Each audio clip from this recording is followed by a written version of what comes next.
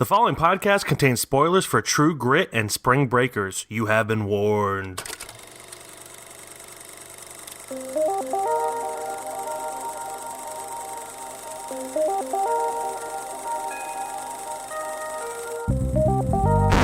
Okay, so yeah, this podcast will also contain spoilers for Captain Marvel.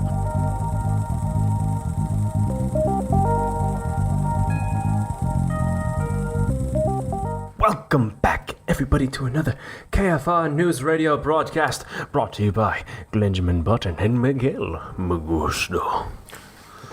I don't think that's going to get old, to be honest. What, Miguel Magusto? It's just so natural the way that flows. It is. It's the very first nickname I've ever been given that wasn't just my name, and I dig it almost as much as I dig Benjamin Button. So how are you, Glenn?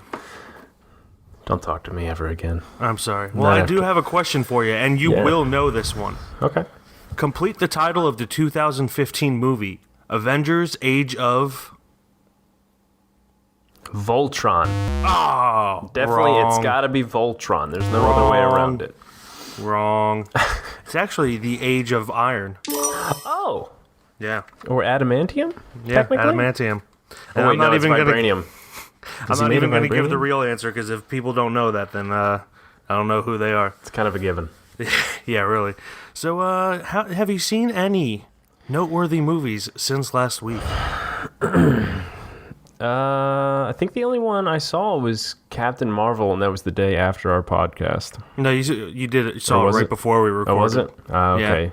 Yeah. I was waiting for you to finish watching to watch it. So, then no, probably not. Well, I also saw Captain Marvel, but I know you wanted to talk about that, so we'll talk about that in a bit. Okay. Last week, after the day that we recorded the podcast, after we recorded the podcast, I watched the movie To Dust, which is listed on IMDb as a drama, but it's like more an incredibly dark comedy. It's about a Hasidic cantor in upstate New York who is distraught that his wife is dead and is having nightmares of her body decomposing, and befriends a biologist to try to get more information about what state of decay his wife is in. And it's a lot funnier than it sounds, but it's I'm sure. It is dramatic too. Like it's a good mix, but I really enjoyed it.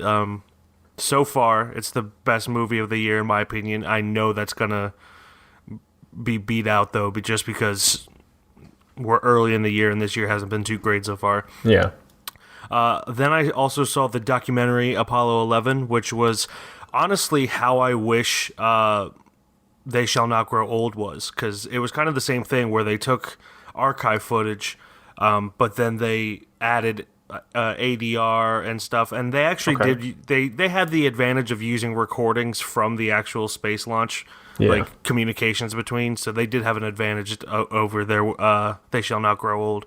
But it was a better flow in my opinion. It was you actually felt like you were there watching it instead of them like just having decades later stories being told. Yeah. So I really, not that the two are comparable. I mean, you have World War I and the trip to the moon, so you can't They're not really. the same? Yeah, they're not the same. No. Then yesterday, I saw Captain Marvel on Wednesday, but we'll get into that later. Yesterday, I saw Climax, directed by Gaspar Noé. It's that movie about the dance group that during a party, I guess someone spikes their wine and things spikes it with LSD and things do not go well.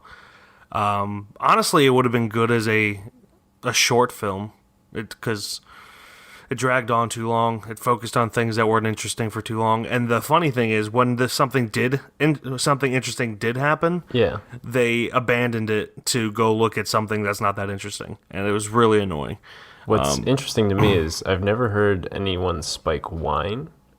Oh, it was sangria. I've heard, it was sangria. I was about to say, I've never... You hear spiking drinks, but never like, let's not Spoke this bitch's wine. That was just me being a non-drinker and just knowing that wine is in sangria, and that's about it. And then I forgot that the word sangria until you brought that up. So, but it was a sangria. Then I saw Captive State, directed by Rupert Wyatt, starring John Goodman, Ashton Sanders, Jonathan Majors, Vera Farmiga, and it's a really cool, like, low-budget sci-fi. About, like, the world after aliens took over and started, like, writing our laws and everything. It's about, like, the rebellion group that's trying to get control back of the world. And it's getting torn apart. I mean, it's kind of down the middle. It's got I think it's at, like, 53 on Rotten Tomatoes, 5.7 on IMDb. But it's honestly better than that. I don't know why people are so harsh on it. It's not a great movie, but it's definitely intriguing and well made given the resources they had. So 2 things. Yeah. I'm glad one of us movie buffs is actually watching movies in their spare time. Yeah.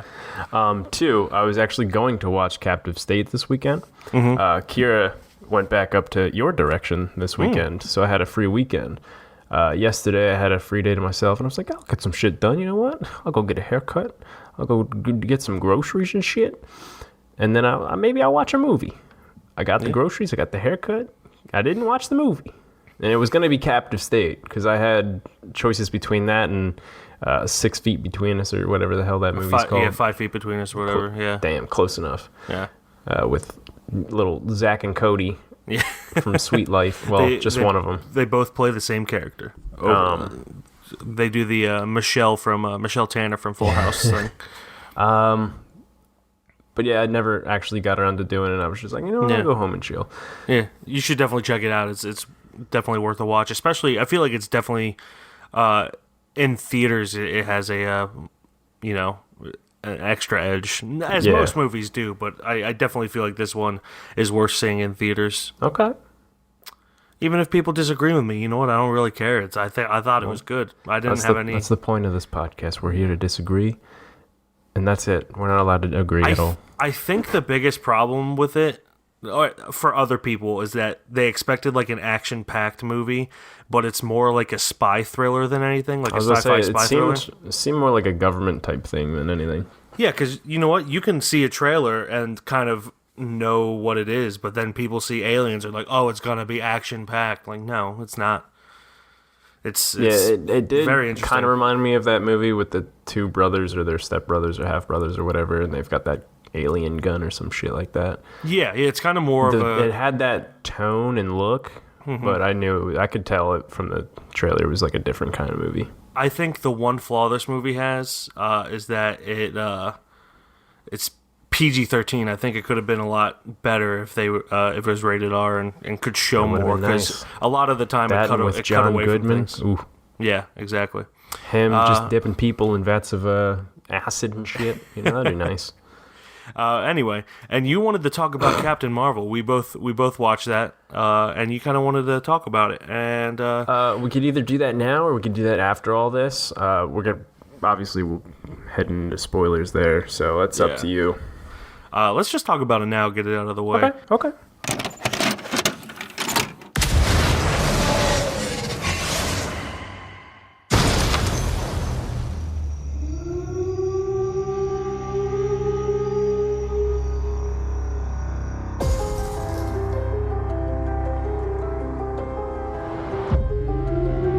War is a universal language. I know a renegade soldier when I see one. Never occurred to me that one might come from above.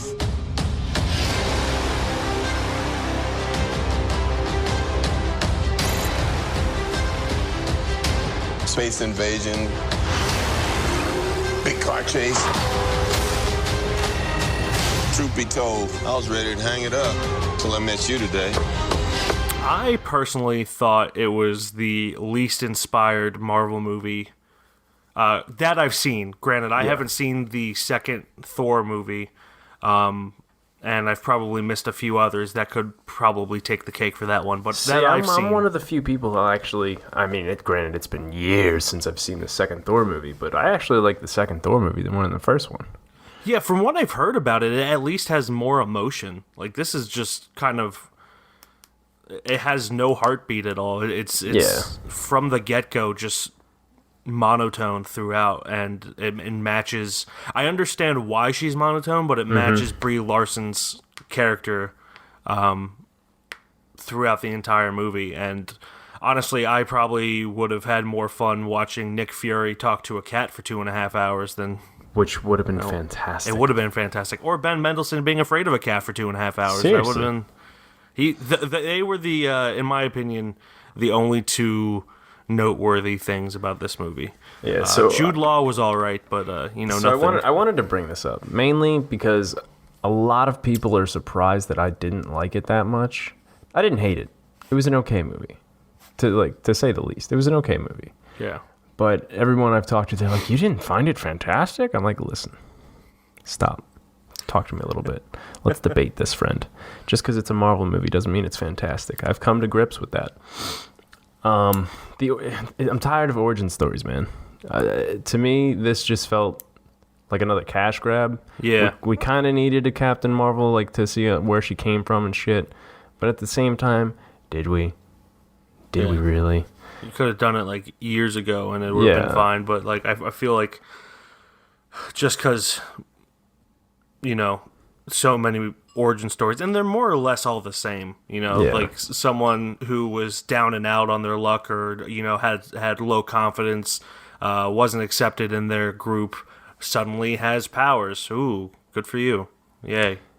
Yeah, so like you said, Sam Jackson and Ben Mendelsohn were absolutely the best parts of this movie. Yeah. The chemistry they had with Brie Larson, for the most part, was fantastic. Brie Larson herself, she was good enough for the character she was given. It seemed more or less to be the writing than anything. Yeah, it definitely was the writing, because I've seen... I mean, you saw Room, too. Absolutely. Brie Larson won an Oscar for Room, and...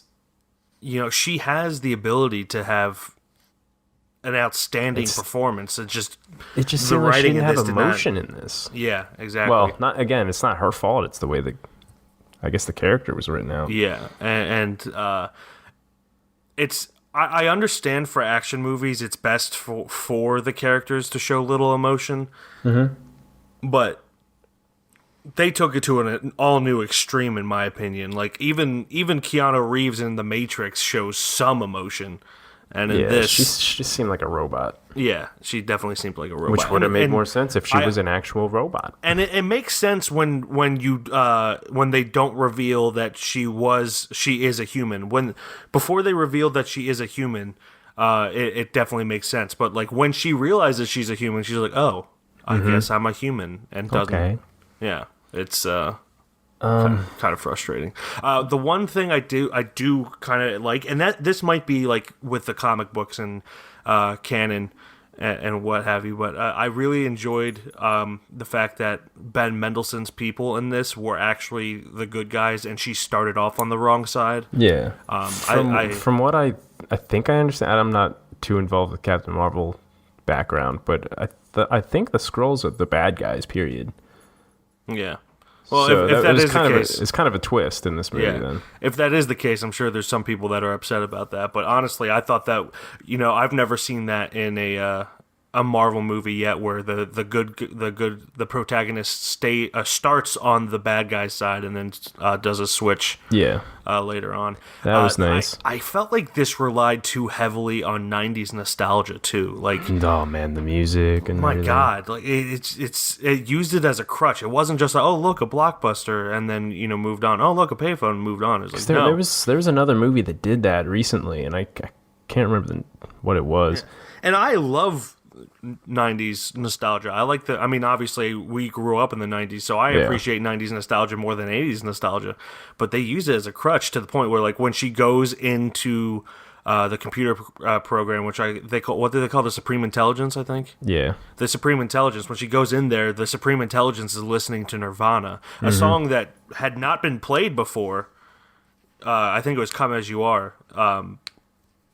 The Supreme Intelligence was like, it would have been one thing had that song played at all in the throughout the movie, and then the Supreme Intelligence was listening to it. But it was like, no, the Supreme Intelligence is a Nirvana fan. First time Nirvana is ever mentioned, too, by the way. Yeah. Oh, dude, I was so upset with how Lee Pace looked and sounded because the whole movie. Ronan was one of my favorite parts of Guardians of the Galaxy. Oh, he was fantastic. Oh, interruption. How great is it that James Gunn's coming back for Guardians of the Galaxy 3 finally? Absolutely fantastic. Disney did the right thing, and I'm so pumped. So pumped about that. I guarantee you they won the hearts back of a lot of fucking people with that decision. Absolutely. I'm sorry to interrupt. You reminded me about that. Glad you brought it up. But yeah, Lee Pace, this whole movie, I'm sitting there, is that Lee Pace? If that's not Lee Pace, I'm going to be pissed. Yeah. But I'm pissed right now because I can't tell if it's Lee Pace. Because he doesn't sound the same. He doesn't look the same. The look is because he didn't have that like black face paint on. Mm-hmm. But he just looked weird. Was that just war paint in Guardians of the Galaxy? It seemed like it because he was just straight up blue. Yeah. But yeah, I thought it was just part of his yeah, because when in the beginning of Guardians of the Galaxy, they're like he's getting bathed and stuff, and then he's putting on his armor, and then he's getting this face paint on. Okay, like I didn't remember that. So, but yeah, like he didn't have that face paint or anything. He looked just weird, and I couldn't tell if it was Lee Pace. And then once his name popped up in the credits, I'm like, no fucking way. Yeah. No, he didn't even sound the same. Yeah. That's just a nitpick, but whatever. Most people probably have no idea what I'm going to talk about. I'm really glad to see Matthew Maher is getting some work. He played Norix, who's the guy that kind of sacrifices himself to pretend to be Brie Larson. Mm-hmm. He's the Skrull character. Yeah. And you've probably seen him. He's the that actor. He kind of has like a lisp and has a cleft lip. I mean, a fixed cleft lip, but tongue twister. Yeah, but he's a character actor, and I'm really glad to see that he's getting like some pretty big roles too. Most notably, you probably remember him. I'm pretty sure he's friends with Ben Affleck because he's in a lot of Ben Affleck movies. But he's like the racist guy in Live by Night. Not to bring up that movie. I couldn't tell what he looked like without all that makeup there. Yeah, but I as soon as I heard his voice, I was like, good for you, Matthew Maher. Yeah. Good for you. But yeah, this movie, it's fine. It's not bad, but I was just, as much as I don't care for Marvel movies, they've always entertained me at least. Mm-hmm. This one didn't even do that. You know, I recognize that it's well made. But the writing is just so lackluster that it really the CGI didn't pull through with me either. It just seemed like they didn't try hard enough, or they tried too hard on visuals, but they didn't. It honestly felt like they just know it's gonna make a buttload of money, so might as well cut some costs while they're at it. Yeah, like there was like slow-mo visuals where like there's a bunch of colors and shit which were cool and looked good, and then like when it got to the fighting stuff and like when she's using her powers, it looked terrible. I will say the one thing I did notice about Brie Larson, anytime she was like flying a fighter jet or a fighter spaceship or whatever, she performed those really well.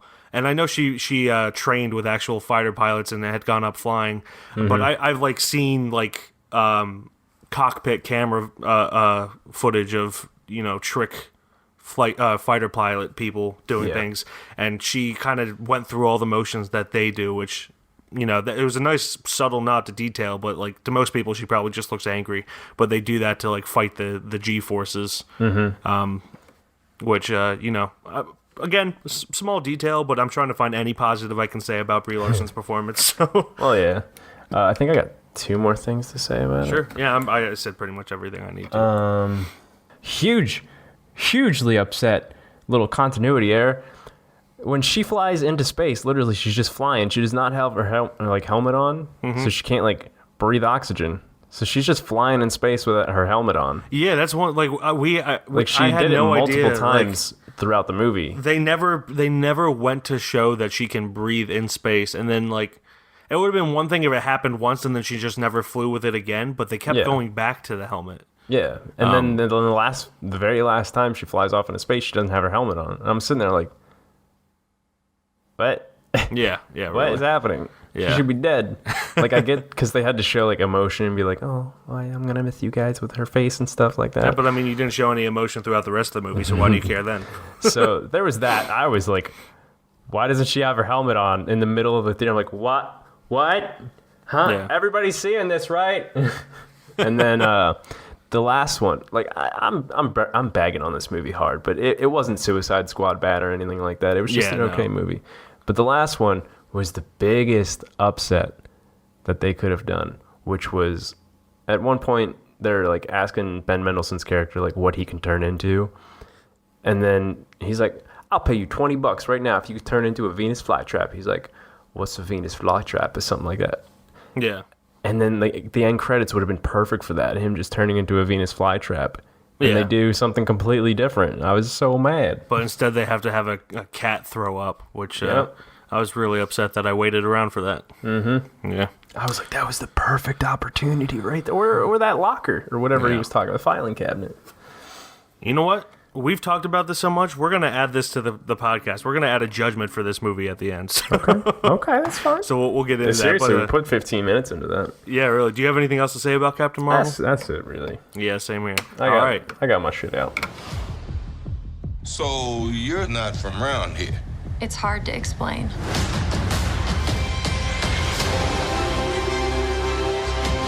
I keep having these memories. I see flashes. I think I had a life here. But I can't tell if it's real.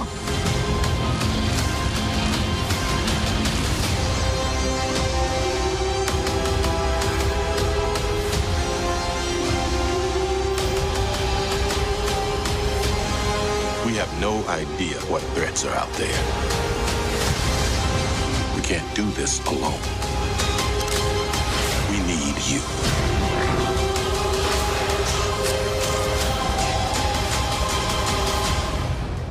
I'm not what you think I am.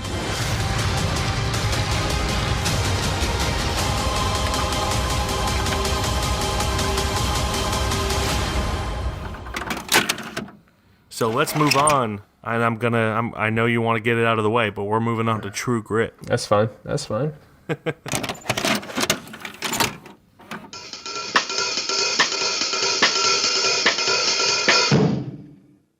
Says Life magazine, True Grit is good enough for me.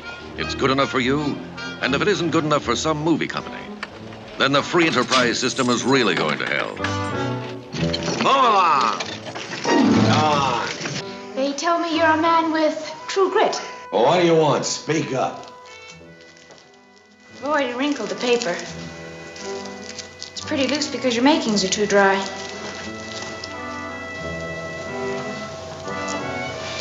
I'm looking for Tom Chaney.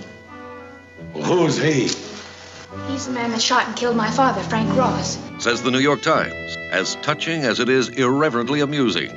Marshal Rooster Cogburn and I are going after the murderer, Tom Chaney. How did you light on that greasy vagabond? They say he has grit. True Grit, directed by Henry Hathaway, stars John Wayne, Kim Darby, and Glenn Campbell. True Grit is about a drunkard, hard-nosed U.S. Marshal and a Texas Ranger who help a stubborn teenager track down her father's murderer in Indian Territory. Ooh. Oh, yeah. So, fun fact, this was the very first John Wayne movie I ever watched. You and me both. I went back throughout his entire filmography, at least acting-wise, to see if I had seen anything else, and I hadn't. And... You know, he's a better actor than I thought he would be. I kind of expected just one tone throughout, which for the most part it was. Yeah. But when he needed to have emotion, he did. So I was actually pretty surprised to see that he was a relatively decent actor. I'm pretty sure this is my first movie for him too. Like my dad always watched westerns, so I'm surprised I've never seen anything with him in it. Which he's done a lot of westerns. Mm-hmm. But, I think this is the first one as well for me. Yeah. One thing that always gets me when I watch old movies that involve animals, I always feel bad for the animals because they didn't have, like, the protection that they do now. Yeah. For, with I think you remember a few years back with A Dog's Purpose where everyone was freaking out because... Because the dog in the swimming pool. they more or less or the they whirlpool did everything thing. they could to get a dog in a swimming pool when he obviously didn't want to. Yeah. And comparatively to what they did here, they were very nice to that dog. Yeah. And I think that thing was a huge controversy, but I'm pretty sure at the end of the day, like, it turned out there was video proof that there was people there, like, trained for. Like, well, not only him and that, stuff but like the person who leaked that video cut out the part where the dog jumps in on their own. Yeah. That was anyway. That's a whole different topic. Yeah, but but in this, you know, it's you a know that whole they did different not story. have that. Like, there were points where I was like, did they actually kill that horse? Yeah, man. Back then, they didn't give a fuck. Yeah, it's a real shame. So that always gets me. But it's one of those things where you have to think like, oh, it's done already. It was a different time, and just do your best to move on. But it was a bit distracting for me. I mean, even in Braveheart, they used fake horses whenever the horse would be in severe danger, not just falling over, but like severe danger. So I had picked this movie because it seems to be, at least from my point of view, it seems like a pretty big milestone for a Western movie. Yeah, you always hear people talking about it, whether this one or the Coen Brothers movie, and just John Wayne and how great he is in this movie and stuff like that. So I'm like, you know what, we need to finally watch it. And I assume you haven't seen it before, right? I think you said that this was the first time watching it. Yeah. All right, well, I figured if I'm gonna watch a John Wayne movie, I'm gonna watch the one that's most talked about, and it's gonna be this one here. Yeah. So that's why I picked it, and I'm glad I did, to be honest with you. Yeah. This movie is pretty good. It's impossible because I did see the Coen Brothers version, so I already knew the story. And this story, it's more or less the same story. There's a few subtle changes, but like there were scenes where I was just like, yeah, this is in the Coen Brothers version. Full disclosure, I think the Coen Brothers version is better overall. I do too, but I also haven't seen it since it came out, so I can't talk too much. I remember how I felt watching the Coen Brothers one. Yeah. And it's I feel like the Coen Brothers did a better job at pulling, emotional strings and getting you to feel a certain way, where this is just kind of on display. It was like, feel however you want to feel. Yeah. Which, I mean, I could see some people thinking it's better, but, kind of going to see a movie is to be manipulated by the director. So it's also probably one of those things where it depends on which one you see first, too. Yeah, that could be it as well. That's, again, not to say that this movie's bad. I really enjoyed this one. I just remember wishing that they had done things like the Coen Brothers did. But you know me, I'm also obsessed with the Coen Brothers. So. Well, that's also, I mean, I may or may not be wrong in this, but that's also like the Old Boy movies. Yeah, absolutely. Like I love them both. I think they're both great, but everybody's like, "Oh, this one's shit compared to the original." I haven't seen the American one, but I'm sure it's decent. Yeah. The biggest thing I wish they did for this, in this one, they just straight up show the murder of her father. Mm-hmm. They show who shoots him. There's no mystery to it. Yeah. And in the Coen Brothers one, you only hear the murder. Mm-hmm. You don't, and you see him riding off, but you don't get a good look at him. Yeah. So that, like, even though it's Josh Brolin, like, if you look at IMDb, if you didn't look at IMDb, you don't know it's Josh Brolin that murdered him in the Coen Brothers version. Yeah. But it builds like this entire suspense because you hear the name, you hear what he's done, and it creates a more suspenseful tone throughout. Like anytime that someone comes up, you're like, oh, is that Tom Chaney, the guy who killed her dad? It's like you're always questioning whoever you see if that's Tom Chaney or not. Yeah. And that was definitely an element that I missed. But it also shows like how far we've come with like writing and everything like that, and just the storytelling. Like, this is a good story, but the Coen Brothers, this feels like more of a Coen Brothers podcast than the actual True Grit. It just shows you how far we've come. Like, this is an excellent movie, but like we've come so far in storytelling. Like, that one feels so much better, just the way it's told and the feeling. Yeah, absolutely. Another thought I had, when Maddie gets into town, she like goes to a public hanging, and like, what a weird place and time to be when there's no TVs.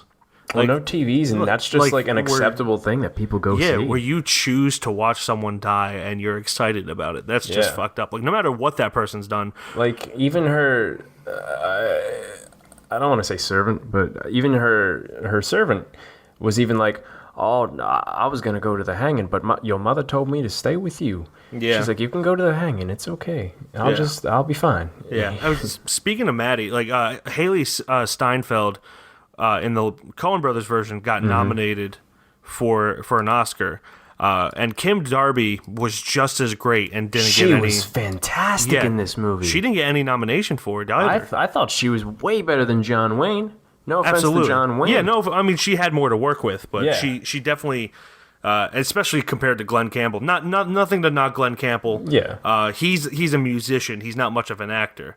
He did great with what he could, like, for not being an actor, but you could tell that he wasn't in his element. But Kim Darby as Maddie Ross, she was just phenomenal. Oh my God. Yeah, she stole the absolute show. That's ran really the weird show. to say. Yeah, for a movie that's got John Wayne in it. Yeah, really. But the writing was fantastic. It's really funny in a dark way, so you could definitely see why the Coen brothers were drawn to remake it, because it's kind of like it has the earliest elements of their style with like the dark comedies and the quick dialogue back and forth and all that. So I'm very grateful that this movie was made, just because I could definitely see influences for the Coen brothers throughout. Yeah. I really loved the chemistry between Kim Darby and John Wayne too. Mm-hmm. Like, it wasn't the most fantastic, but I mean, he's always calling her baby sister and stuff like that, and he always seemed to care about her, even if he was a good old drunken marshal. Yeah. And man, did he get drunk quick. He is a lightweight. Yeah, definitely. I think it's the thing about the dialogue in this, it's very self-aware. Yeah. Like, there's when Maddie and Rooster Cogburn are, I guess they're debating what or negotiating what they're going through, pricing and all that. And John Wayne, like, it's very complicated and kind of hard to understand. And then John Wayne, his character, I think it's John Wayne. I might be mistaken and combining a bunch of different elements, but someone says, "I don't understand this conversation myself." And I felt like that was just very aware. That was John Wayne. Yeah, where it was just, like, in the middle of a very complicated conversation. I think that was Glenn Campbell. That was Glenn Campbell? Yeah, that was Glenn Campbell who said that. Yeah, I think it was when because they were all sitting there, and she's like, "I'm going." He's like, "You're not going." And then she just goes and spats off like she does. Yeah. And he's like, "I don't even know what the hell's going on." Yeah, I thought that was really funny. Yeah. It was a nice self-awareness for the script. I was 100%, even though I saw his name, I was not expecting Robert Duvall in this movie, 100%. Yeah, me neither. Or Dennis Hopper. Yeah. I was like, huh? Yeah. Okay. How you doing, buddy?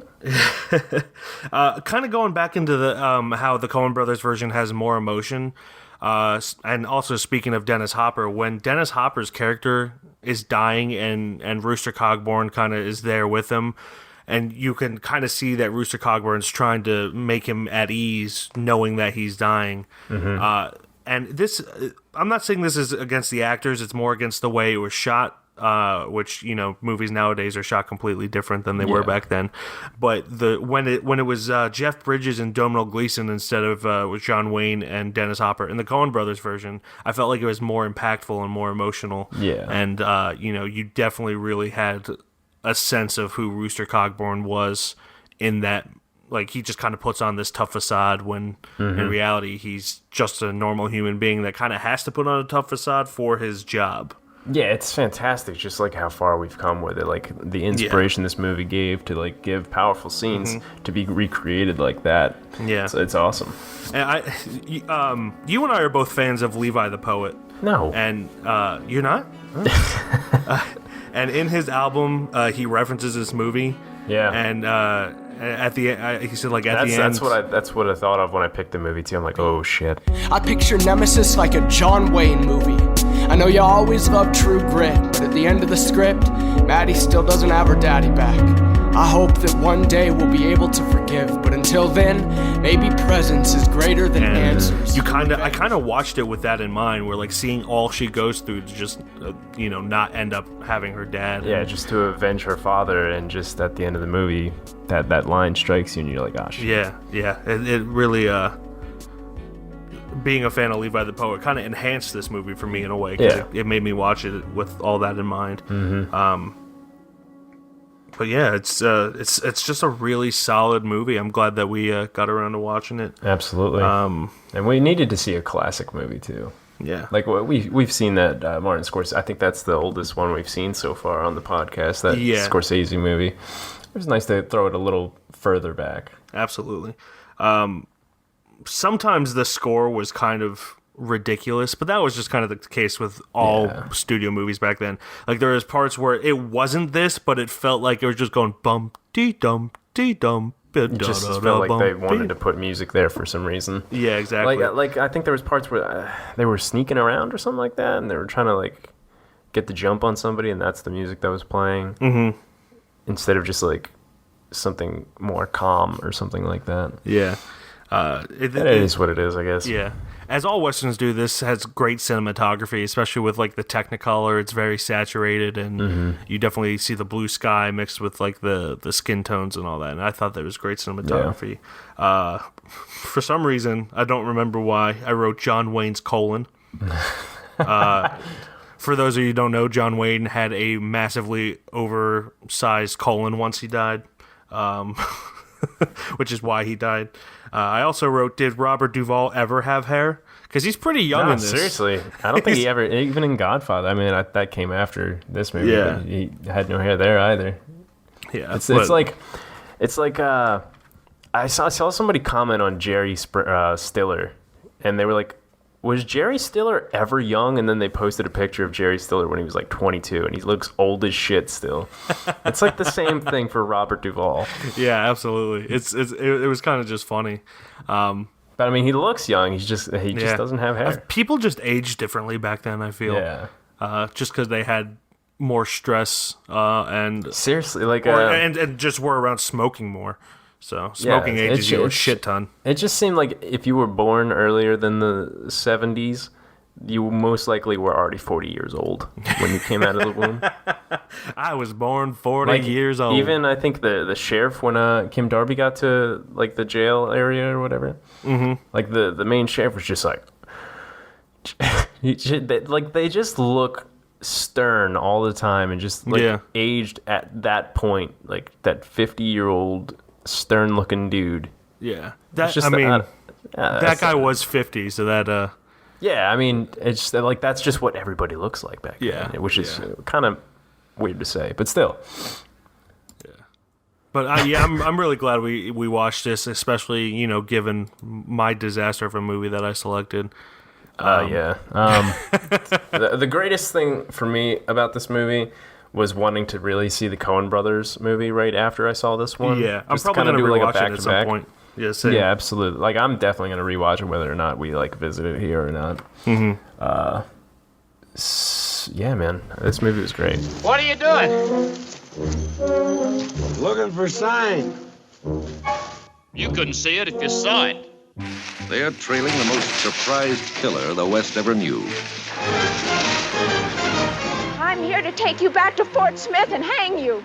And I think I will not go. Now, how do you like that? Now, you mean to say that you won't go with me on your own free will? You just got it the other way around. Now, you will follow me. I didn't think you'd do it. Says Saturday Review. True Grit is lively, uproarious, high adventure. I mean to kill you in 1 minute, Ned.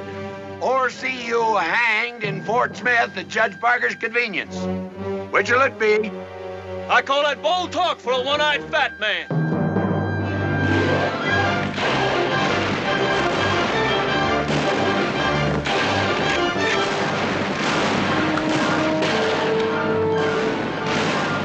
No grit, Rooster Cogburn, not much.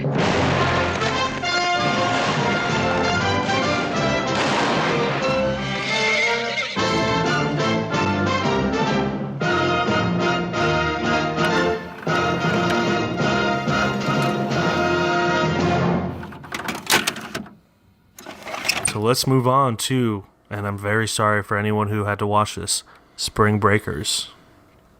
Good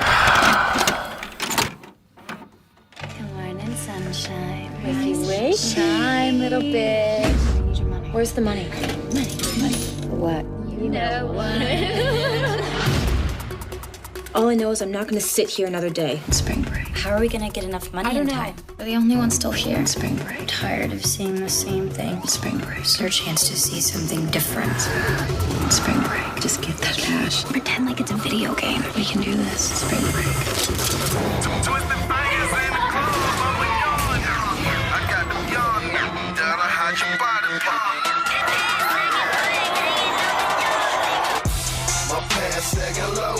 We're in a magic place, y'all.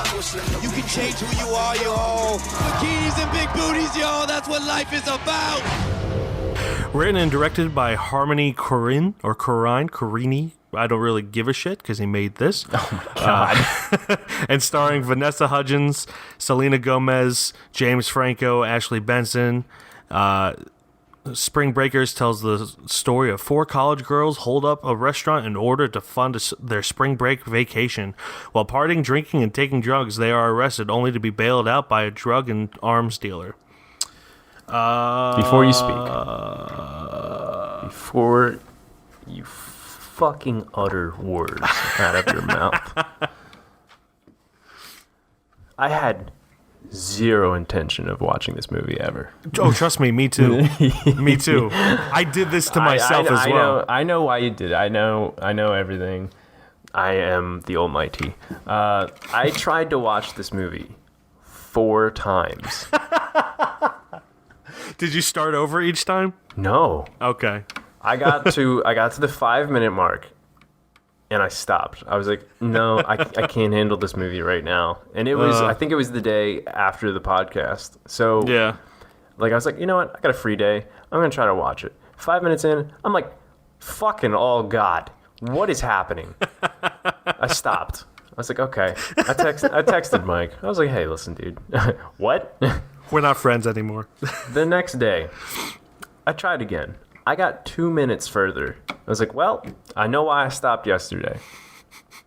And then yesterday, I tried again because me and my friends were playing some games and they had to go somewhere. So we had to take a little break. I was like, you know what? I'll watch the movie again. I'll try it. Podcast is tomorrow? Heck yeah, I can do it, Glenn. Pat on the back. Boom. 2 minutes later, fucking damn. I got to play another game because I can't. So finally, today was the podcast. I stuck through it, texted Mike throughout the whole damn thing saying, why oh why have you done this to me, friend? I thought we were close. I thought we were lovers. But no, we were enemies the whole time. Oh my God. I'm so sorry, Glenn. I think you might have seen it. I posted on our Instagram page. My very last note after watching this, once the credits rolled, I wrote, I'm sorry, Glenjamin. I got so I was so done with this movie. I just want to throw this in. I just was so done with this movie. I started writing my notes in cursive to see if I remembered how to write in cursive. Yeah. That's how bad this movie is, where I was just like, anything to take my mind off of this train wreck of a movie. The fact that this has what is the score here? It has a way too high score. It's got like medium score right now. It's like a 5.3 on IMDb. and on Rotten Tomatoes, it's like a 63%. I'm baffled. I am baffled that this is so widely well received. And like other than the nudity, I don't understand why anyone would like this. And even with the nudity, it's gross nudity. Yeah. So why? I was just reminded throughout this entire movie that I fucking hate college kids. Even when I was in college, I hated college kids. They're the scum of the earth. Anyone who's in college, you're fucking terrible. Grow the fuck up and just be better people. And it's not all about partying, Glenn. It's not all about partying. All right. So I know why you picked this movie. I understand. Yeah. It was an experiment, a failed experiment, but it was an experiment. Because it's A24, right? It's A24. It was their first and I also film? wanted to. It was their first wide released film. Yeah. And I also just wanted to watch a movie that I knew I didn't want to watch just to see if I'd be surprised. Okay, given that, you would at least think, given the rest of what they've brought out, this would at least have some spark in your heart. Mm-hmm. But this movie only caters to two things. People around teenage to college years old, whatever that may be, and just men who want to see some goddamn titties and some bitches. That's the thing. Like, the entire thing felt like a fetish for the director. Super misogynistic. Absolutely. Even with the entire cast. Like, the funny thing is, this passes the Bechdel test, but it's probably more harmful to women than any other fucking movie I've seen. This movie, it had no substance. No substance. It didn't, and that just blew my mind. It had nothing. It nothing has to so go little off substance of that made you want to like the movie. It has so little substance. There's a scene when two of the girls are in a history class and they're supposed to be bored, but I was legitimately more interested in what the history teacher was saying than what they were thinking or doing or trying to get done. And, I mean, I don't know if any of you care, but he was talking about the Reconstruction after the Civil War. And I was fascinated with what he was saying, and I'm a history buff myself, so maybe that's why. But, like, the fact that they used that to show that what their lives were like was boring is just completely ridiculous. Like, that is 1,000 times more interesting than this bullshit here. I'm going to try to make everything. I have a lot to say about this movie. I wrote 2.5 pages of notes. Like, I didn't write shit. I didn't write shit for True Grit either. Like, I'm trying to get it all on mind instead of write stuff down. That's a good call.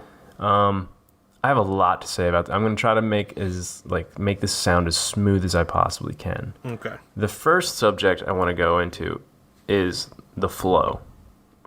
This movie is all over the fucking place. Not only that, but it's repetitive as shit. It's super. There's literally a part where I had to stop the movie, like, I think 45 to an hour into it, because they just kept repeating the same line. Actually, it might have been longer. They do that like 5 or 6 times. Yeah, they have they a do conversation and then have like a different take of the conversation happen. And like, there's one very specific one that I'm talking about where it's the two girls and James Franco, and he's just like, they repeat the same line 6 times in the span of like a 5-minute scene, and it's just like they're calling him sorry for the language, ladies, a pussycat, and they're like the dirtier word for that. They're calling him a puss, and they just repeat that line over and over and over and over. And the whole movie's like that. It is. Not only that, but like they say y'all after like every other sentence. I get there in the South. I get it. No, my wife is from the South. I lived in the South.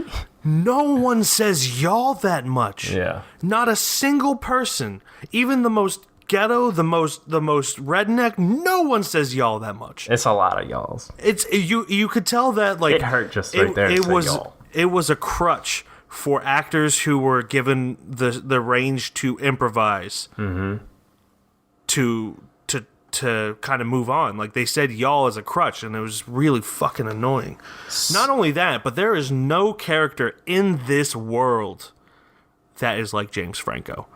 Oh, we're jumping. Hold on. Okay. Stay in the flow. Stay in the apologies. Flow. I'm trying to be more like the movie, so. Yeah. No. So the flow. So not only do they like repeat shit all the time, like they'll go to a scene, they're on the beach or something like that, and then they'll jump to them in college, and then they'll jump to them in a car, and then they'll jump, like, this is all in a span of 30 seconds. Like, it's all over. The editing is so far over the place. Like, next thing you know, these girls are robbing a diner. Next thing you know, they're back on the beach. Next thing you know, they're in a car. It's all over the fucking place. And I've never been so angry about it. Even Suicide Squad. I think I'm more angry about this movie than Suicide. I was on the floor. Mike. I remember hands down, Suicide Squad is a better movie than this. Yeah. I would watch Suicide Squad as the only movie I could ever watch again, over and over, if I didn't have to watch this movie again. And it's. I gave this half a star on Letterboxd, by the way. I did too. It's so fucking bad. The only reason I might as well get this out of the way now because we're just gonna shit on this fucking movie. Yeah. The only reason I gave it a half a star was because of the soundtrack. But that's half a star instead of like any other higher thing. Because at the end of the movie, let me try to find this song real quick. Obviously, they catered to what the music was for at that time, which was 2012. Yeah. It was fucking dubstep. So it was like it was like it was the height of dubstep. And they played a shit ton of Skrillex. Yeah. So one they played over and over again was it was like Scary Monsters and Sprites, which I'm trying to find right now, or something like that. Funnily enough, I actually know that song. I hate.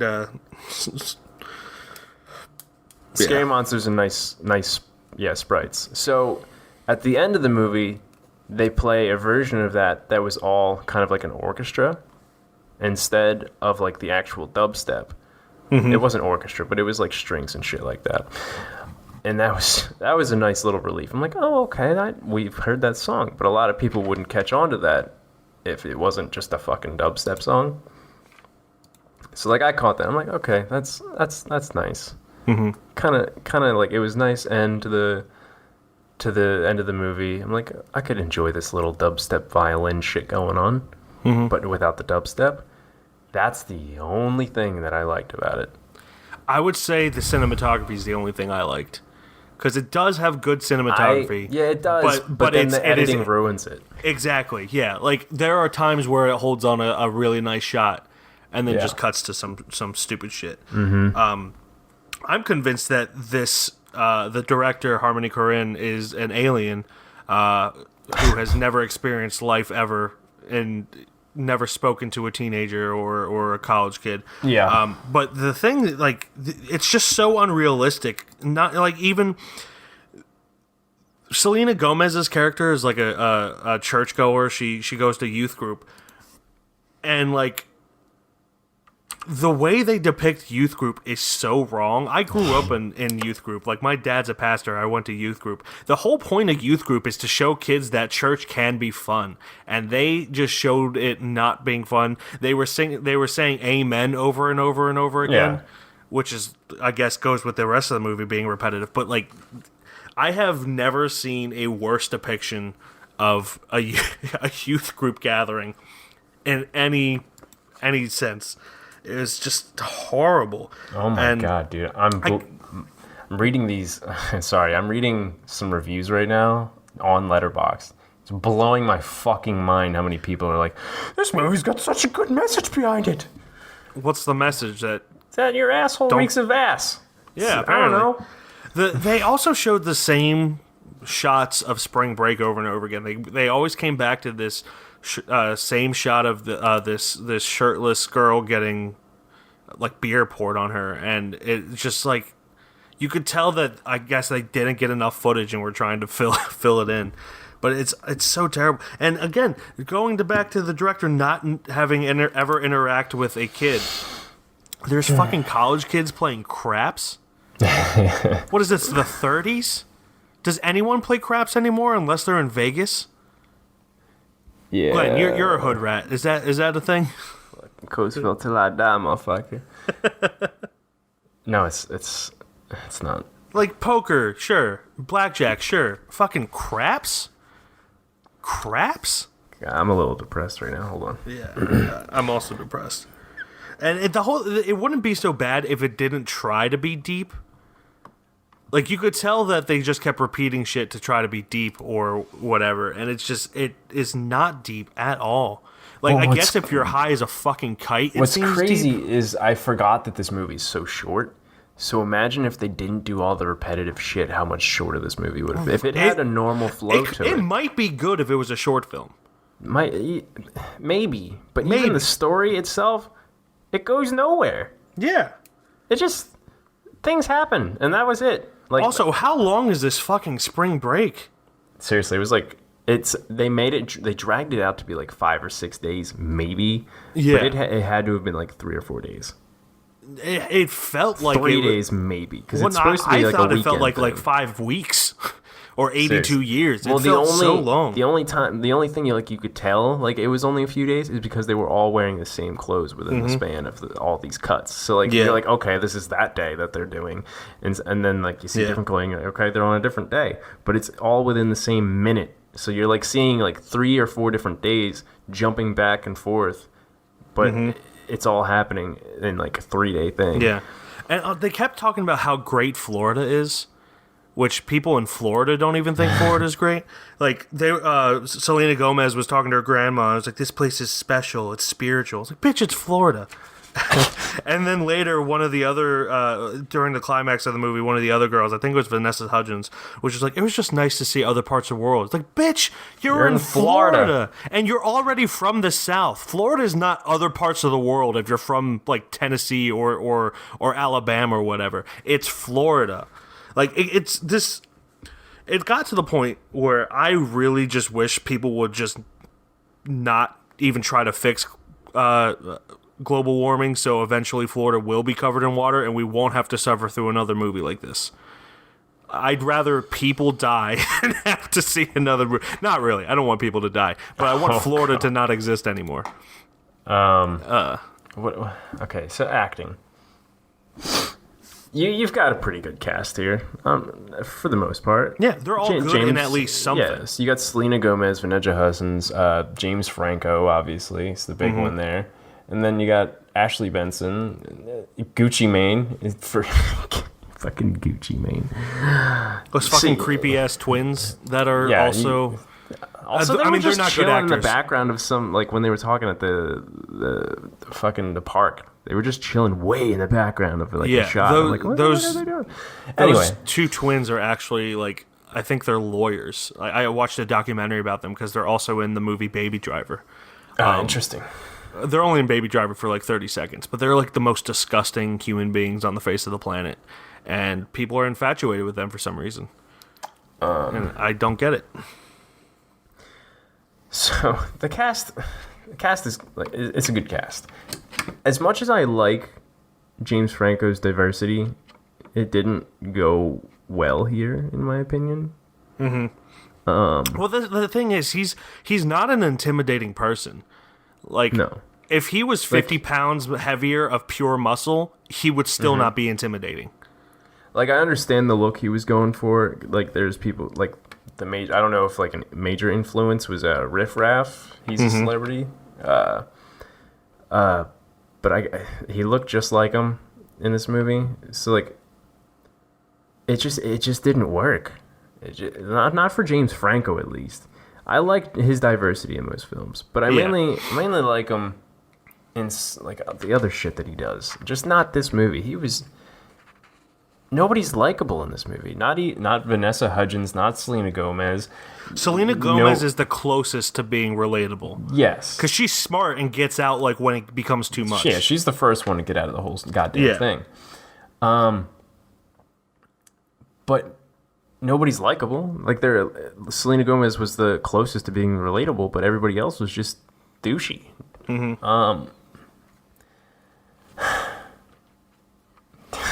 Yeah, it was just really bad. It's so draining. It really is draining, and like, it's. I don't understand. Nobody has an arc. Nobody has like an arc. Like you would have expected, like Selena Gomez to have some arc, because the whole beginning of the movie, she's talking about, we're here to find ourselves. I'm here to find myself, and just like we're on this journey here. They act like they're so imprisoned in their home their life at home, but like they seem like they have a lot of free time. They have a lot of free time, it seems. Seriously. Like I had a relatively lot of free time when I was a teenager, and I never felt like that. I was just like, yeah, I've got a free time and shit. Also, when the fact that they didn't get out after they were part of a drive-by shooting, they deserved everything that was coming to them after that point.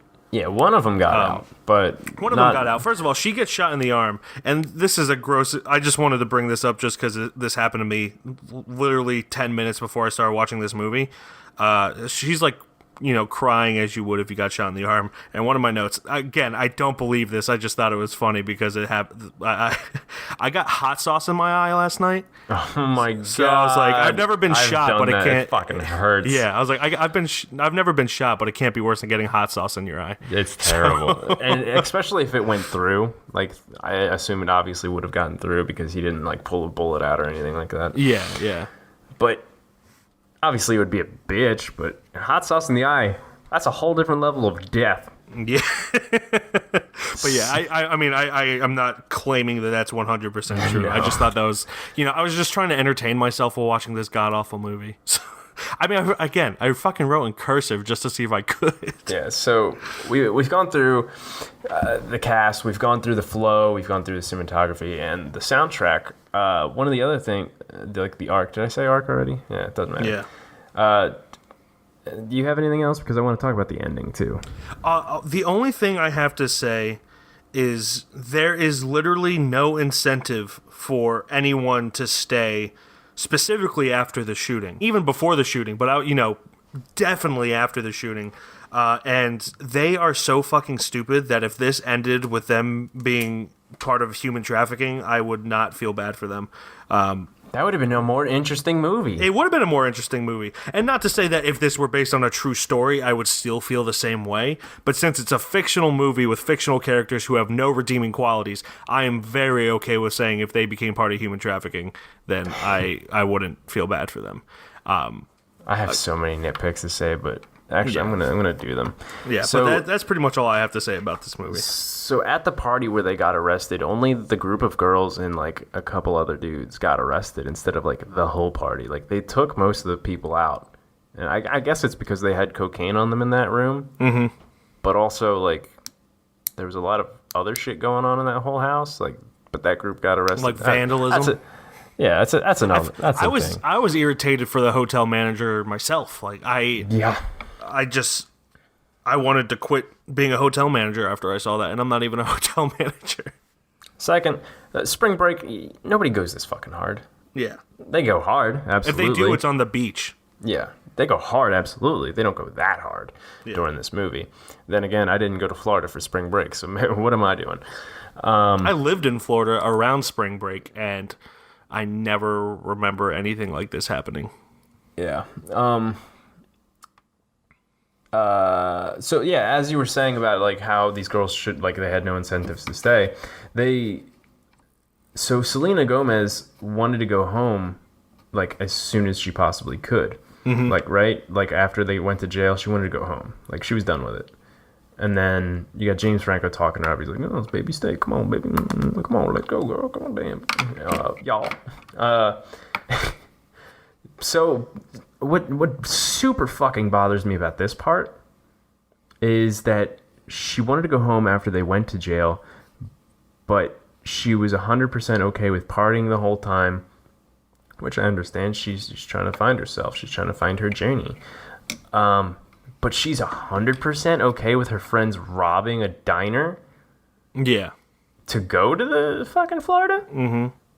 Also, you don't find yourself by being shit-faced and not even remembering the night before. No. That's not how you find yourself. I'm not saying that, like, drugs wouldn't help at all, but they get, like, so fucked up.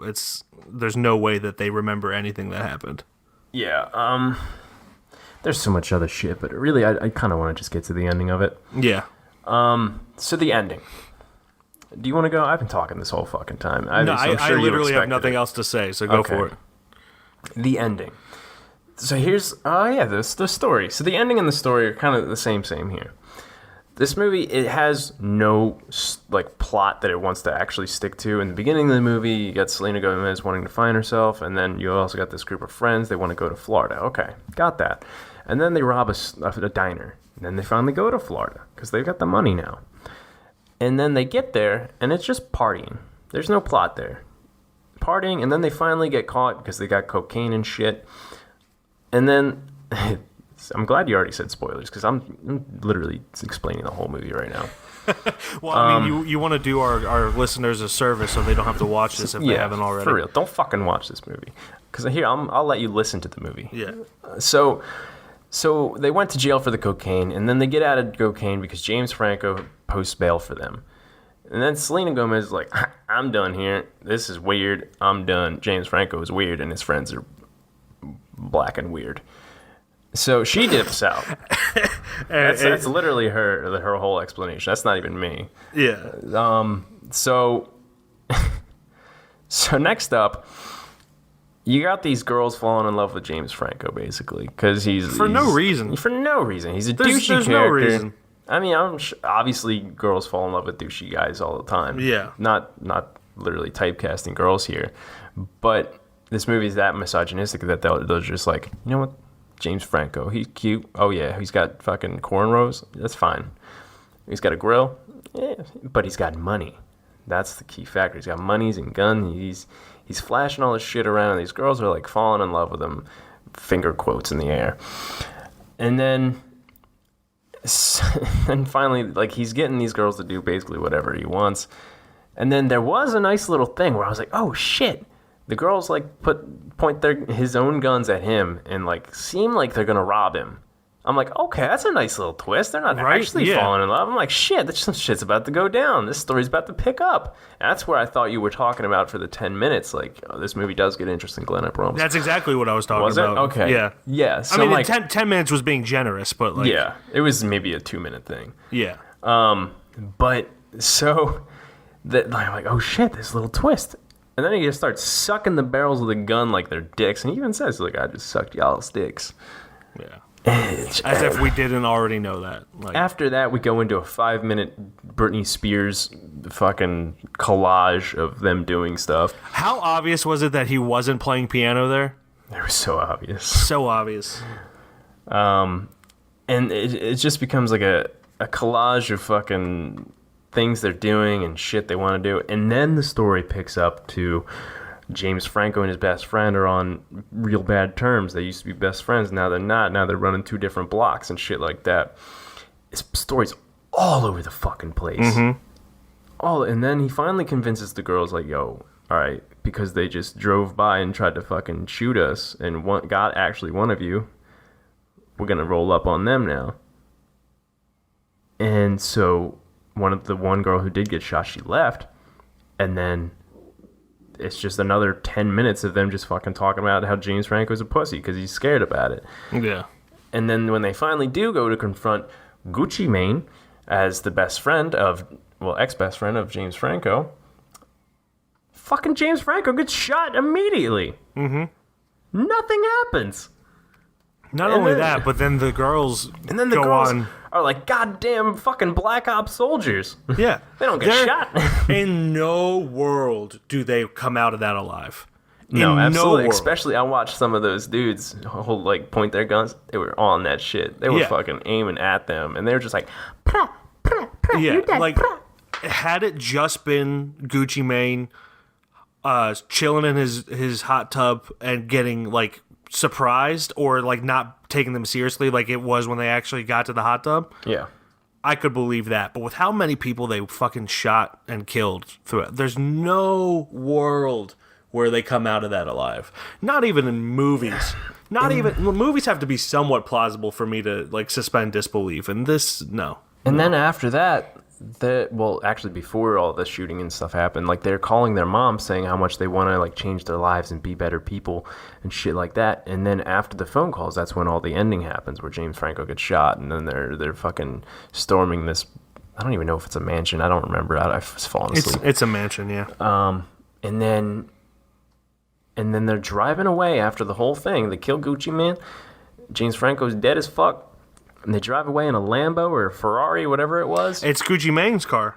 Yeah, it was Gucci Mane's car, and they dipped the fuck out. Where'd they find the keys? I have no idea. But they didn't go back. They didn't get Alien's money, which is James Franco's money. They didn't get nothing. They just had the car, and they left, and roll credits. What the fuck is that movie? Mike, what did you do? I told you, it was an experiment that went wrong. I don't know how more clear I can be about that.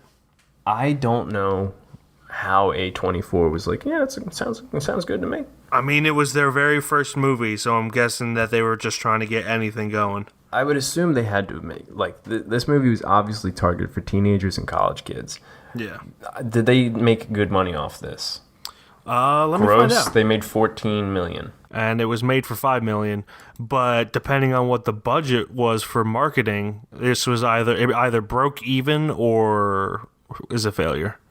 Worldwide, though, it made $31 million. So yeah, it's a success. So they made some profit off this movie, obviously, because it's severely and honestly caters like to teenagers, college kids, and weed smokers and all that shit. Trying to find any positive, I'm glad they did, because then they started rolling out gold. Yes, they had to shit out a stinker before they really brought out that gold, like you said. Yeah. They took out James Franco's grill and said, here's the gold, baby.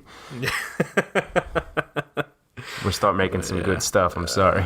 I think my biggest problem with this is that there's no incentive for anything, for anyone to do anything. No. In this, there's no motivation, there's no reason, there's no nothing.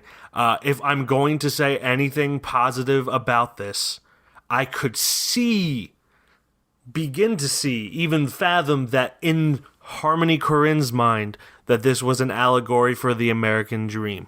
Yes, which is the only thing I can think of, which is why people are giving this movie 5 stars, 4.5 stars, 4 stars, 4.5 stars on all these reviews. But you know what does that better? Literally any movie that's an allegory for the American dream. Or just making this movie how it should have been instead of trying to cater to titties and shit. Yeah.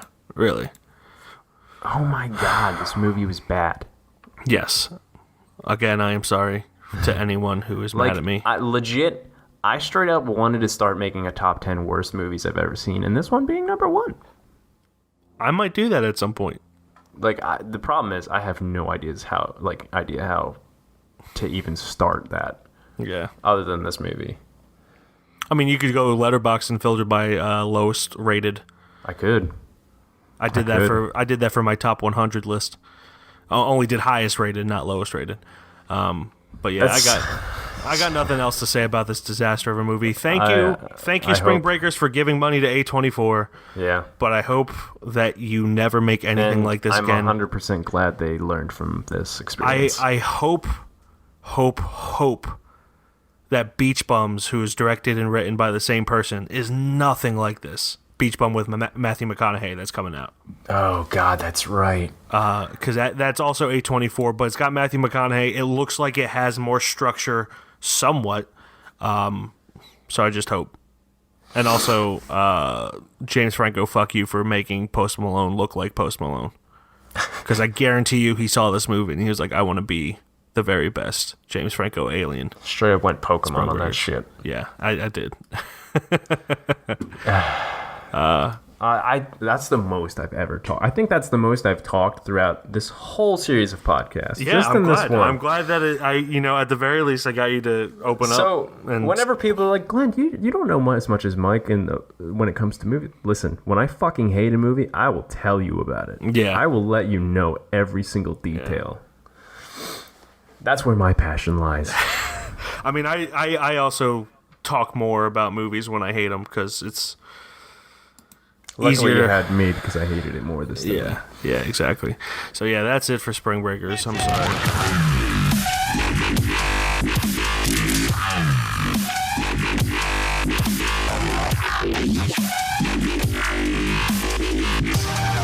I got my dark tannin oil. Lay out by the pool. This is the American dream, y'all. Spring break. Y'all want to die tonight? Spring break. Get down! You're scared, aren't you? Spring break forever. Spring break forever, bitches.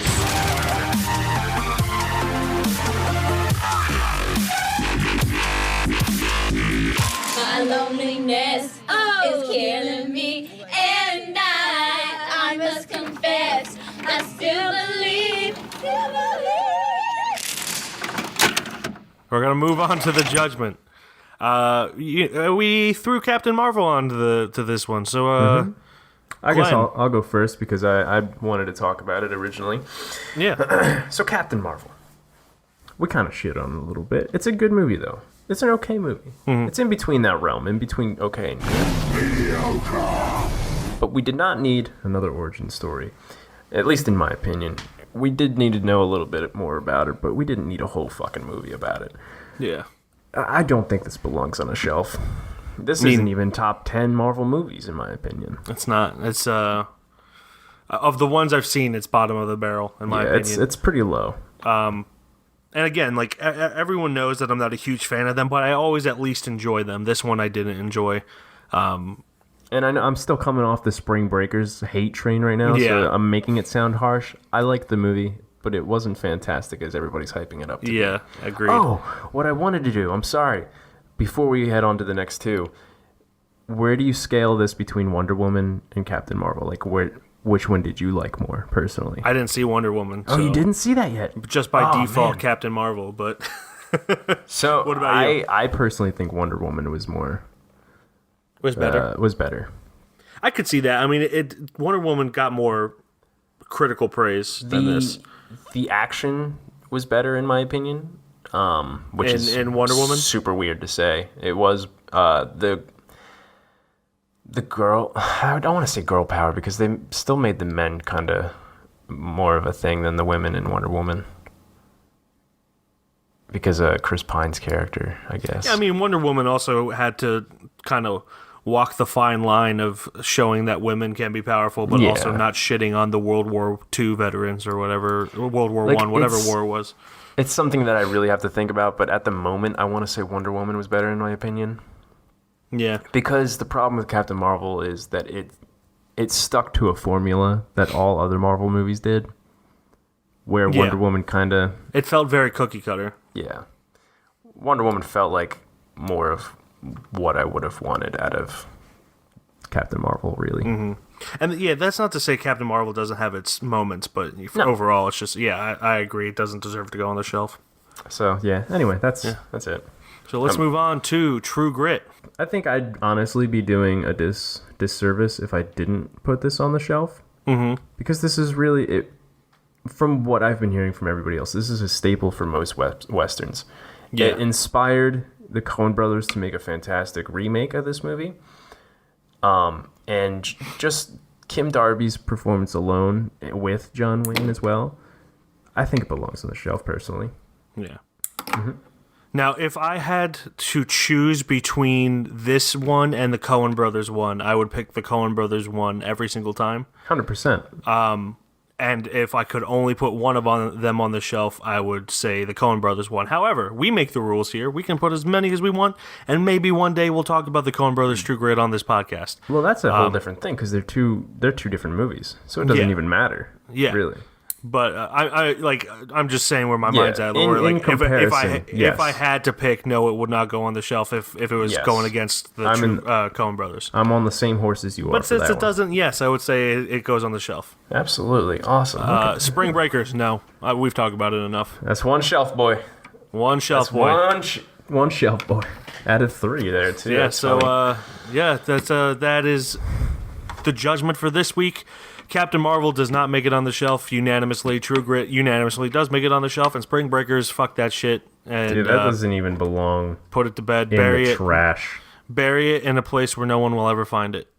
Give the trash respect. It doesn't belong in there. Oh, man. Okay. So what? You got a movie for next week, Glenn?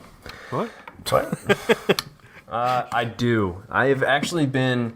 I don't want to hype this up. I don't want to hype it up at all. I've been a little bit excited for this movie, mainly because the cast, it's good in my opinion. I think it's going to be fantastic. I'm not trying to hype it up more than it is. Oscar Isaac, you got Ben Affleck, Charlie Hunnam, Garrett Hedlund, and Pedro Pascal. You know what the movie is yet? I know it has like triple or something. Not triple. That movie's bad. We're doing Triple Frontier, the new Netflix original movie with all those bad boys, directed by J.C. Chander. And the synopsis here is 5 former special forces operatives reunite to plan a heist in a sparsely populated multi-border zone of South America. For the first time in their... Oh, hold on, it's not a full summary. For the first time in their prestigious careers, the unsung heroes undertake their dangerous mission for self instead of country.